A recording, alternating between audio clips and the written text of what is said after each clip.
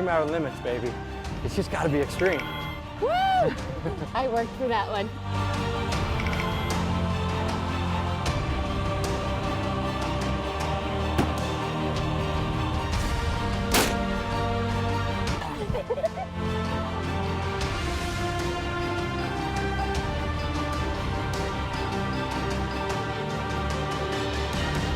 Extreme Outer Limits is presented by Night Force Optics. Precision optics for precision shooting.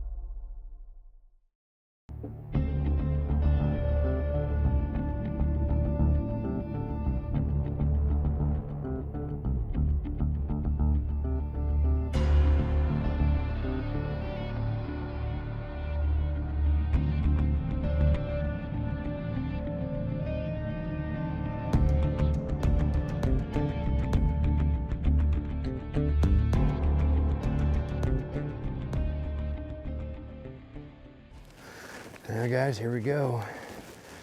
It is kind of our first whole day on the ground, huh? We've either been flying or driving and looking or what, but we're starting off this morning, going behind some gates, get into some big country, do some glassing. And I think this is kind of an area where we're really just following the lead on a big bull. Yeah, there's a big bull rutting up in this country, and if you were to project where he would winter, I think he'd winter right down in this country. Yeah, so we're gonna go down, put some hours behind the glass. If we have to, build a fire, stay warm, keep at it. If it looks like there's any hope he's in here, we'll just stay here. If not, we'll bogey and cover some more ground. So, you guys ready to get the day going? Let's do it.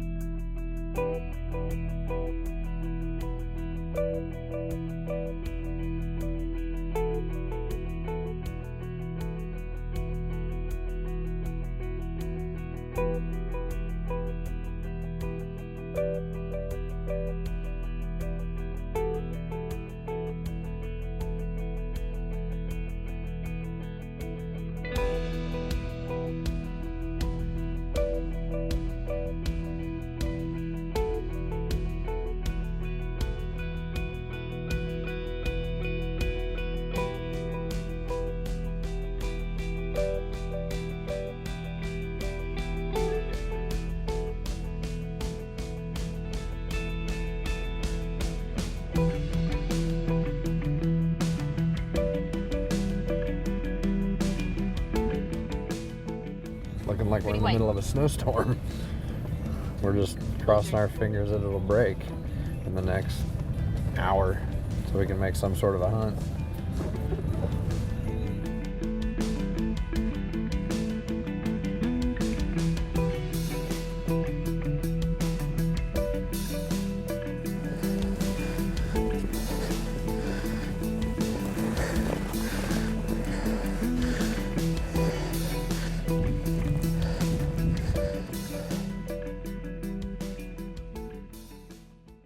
This segment is brought to you by the Night Force NXS 5.5 to 22 rifle scope. Available in 50 and 56 millimeter objectives. Features the high-speed zero stop, a 30 millimeter tube allowing for 100 minutes of adjustment and multi-coated glass, producing superb resolution at high magnification. Extreme Store presents the Ready to Hunt Rifle Series. Includes a new MOA rifle, custom-loaded ammunition, sight-in and validation work done over 1,000 yards. Complete and ready for the field. Visit extremestore.us for current inventory.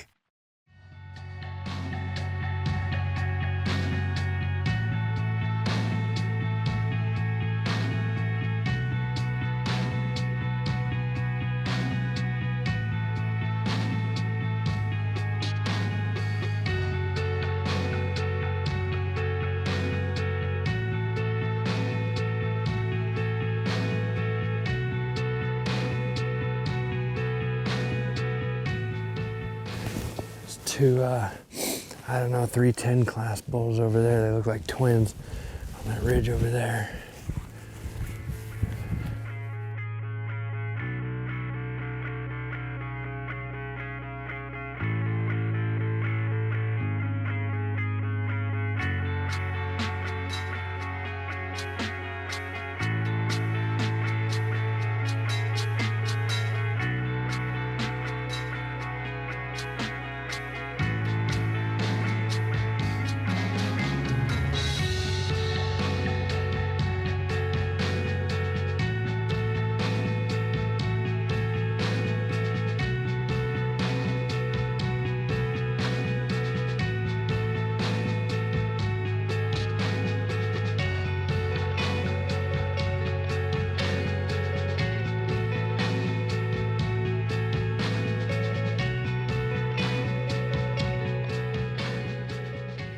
All right, guys, well, we're wrapping it up. We are about into camera light, and it doesn't look good when you look out there, huh, guys? There's a whole lot more coming at us. It's gonna storm. We got a little walk, maybe a mile or something to get back to the truck, so we're gonna try to get it done and over with. But we had a good evening. Right here at the last half an hour, we started cranking out bulls left and right, but just nothing that's worthy of a tag like this. So we just gotta keep following the leads, keep going with our gut, keep turning up bulls. Be back at it tomorrow.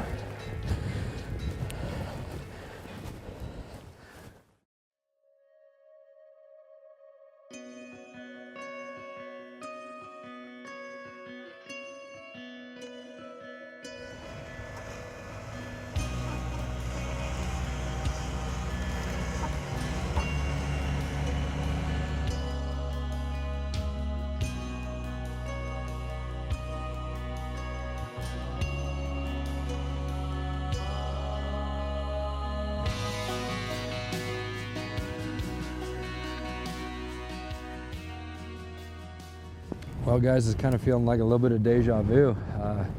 For some of you that watched the episode last year, we're in the area that I'd actually shot a bull in, and the funny thing was that the day before that I'd shot, we basically got blew off the mountainside due to wind, and this is the first time coming back this year, and here we are in the wind again. So apparently that's a trend for this area, but we thought it was a good place to come look because, you know, last year's bull was a pretty good sized bull, and they seem to kind of congregate or go to similar areas year after year, so we thought I'd give it a look. But here we are, right back in the wind. So I don't know, best case is we spot something and maybe have to put a hunt on it the next day when the wind dies down.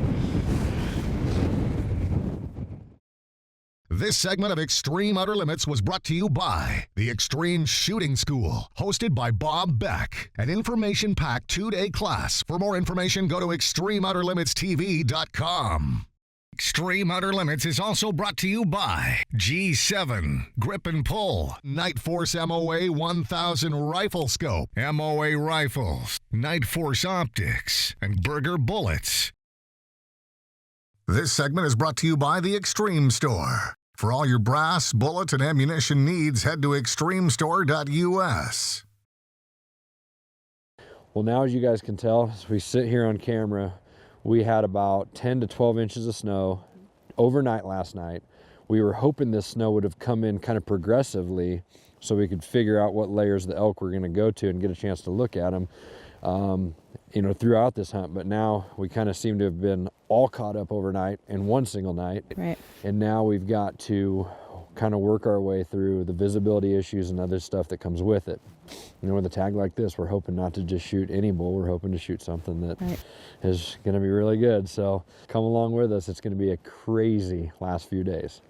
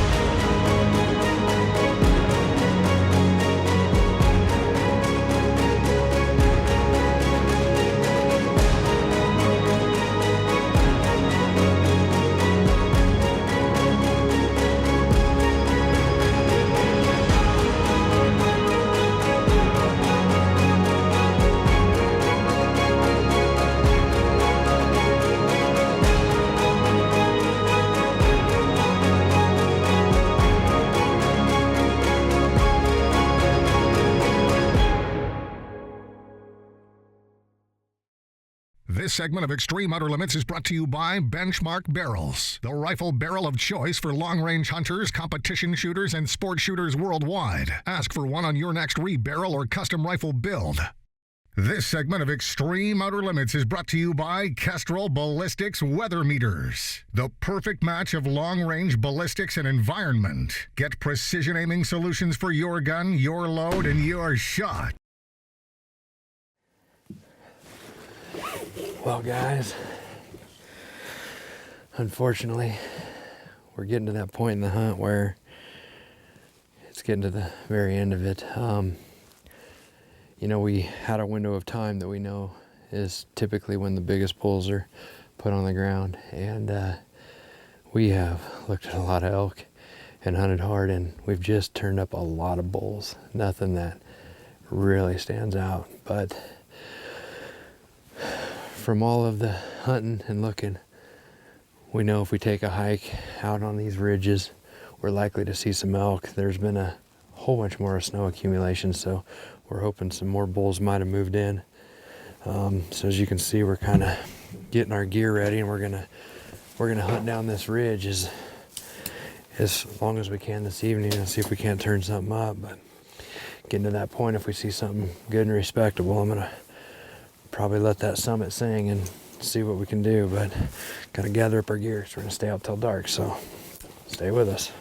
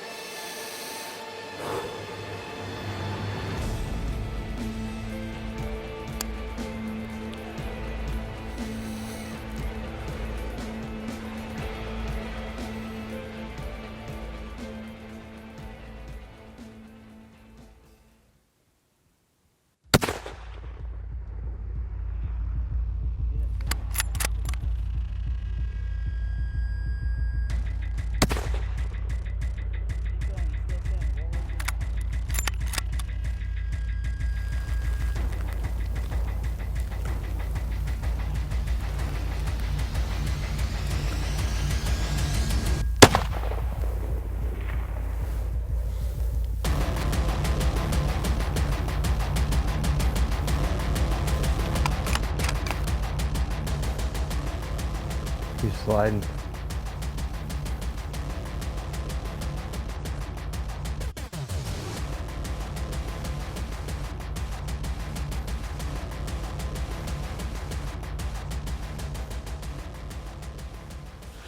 Well, guys, can you say Governor Tag Oregon bull down? Quite a hunt. Quite a hunt. I would say I'm a bit overwhelmed with emotion because I don't exactly know how to describe this entire situation. I think I'm missing a few pieces, but we're in an area that we had some, as Cal would say, back pocket bulls, right? Yep. We'd actually looked at some elk in here and time was running down. Weather's coming in. Yeah, so what would have been prime about this hunt is had the weather all come in, it hammered down with snow, and then we started the hunt. And a lot of times in Oregon, this late November, that is how it happens.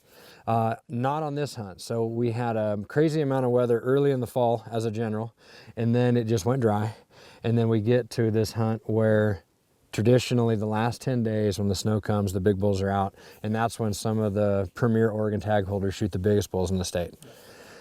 That's kind of the short story. So here we are, almost to the end of my 10 days. And again, like Cal said, we have weather coming in. So when weather comes in, visibility goes down and it can absolutely end your hunt. So I kind of had it in my mind, like I told you this morning, I said, I've had it in my mind. If it comes to the second to the last day, my gut says shoot. With the storm coming in, I think it was the right call. I was going to say, normally you wait till the I last know. day, but knowing the storm was coming, it kind of changed that up a little bit. Well, there's such a story to these things, you know.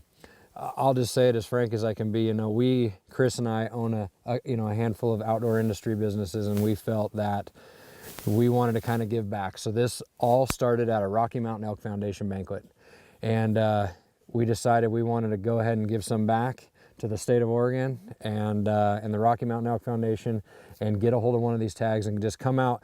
And like I said before, and now I'll admit I was the first one to be almost starting to cry in my Cheerios because I really wanted to get an elk. But I said, you know what? This is about conservation and an opportunity.